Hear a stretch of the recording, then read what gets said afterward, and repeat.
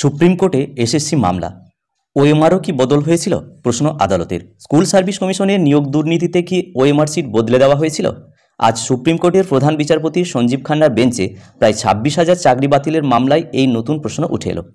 এতদিন নিয়োগ দুর্নীতিতে অভিযোগ ছিল চাকরি প্রার্থীদের প্যানেলের মেয়াদ ফুরোনোর পরে চাকরি দেওয়া হয়েছে, মেধা তালিকায় পিছনে থাকা প্রার্থীদের সামনে তুলে নিয়ে আসা হয়েছে, পরীক্ষার ওএমআর সিটে কারচুপি করে অযোগ্য প্রার্থীদের নম্বর বাড়িয়ে দেওয়া হয়েছে।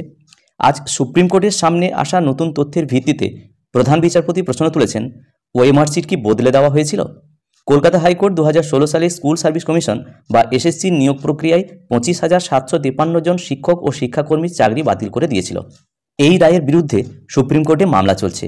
সুপ্রিম কোর্ট প্রশ্ন তুলেছিল, এত চাকরি বাতিলের মধ্য থেকে যোগ্য এবং বেআইনিভাবে চাকরি পাওয়া অযোগ্যদের আলাদা করা সম্ভব কিনা, নাকি হাইকোর্ট গোটা নিয়োগ প্রক্রিয়া বাতিল করে ঠিক করেছে।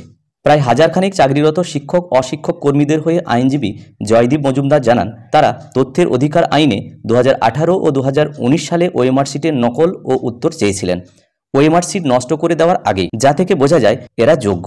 এই নম্বরের সঙ্গে রাজ্যের শিক্ষা পর্ষদের তথ্যের মিল রয়েছে, কিন্তু সিবিআই যাদের অযোগ্য বলে চিহ্নিত করেছে সেই তালিকায় এদের নামও ঢুকে গিয়েছে। প্রসঙ্গত, সিবিআই তদন্তে যেসব ওএমআর সিটের তথ্য সংবলিত হার্ড ডিস্ক উদ্ধার করা হয়েছিল তার সঙ্গে যাদের ওএমআর সিটের নম্বর মেলেনি তাদেরই অযোগ্য বলে চিহ্নিত করেছিল। জয়দীপের যুক্তি, তারা সেই আটক হওয়া হার্ড ডিস্ক দেখেননি, অথচ সেই হার্ড ডিস্কের তথ্যের সঙ্গে নম্বর না মেলায় তাদের অযোগ্য বলে চিহ্নিত করা হচ্ছে।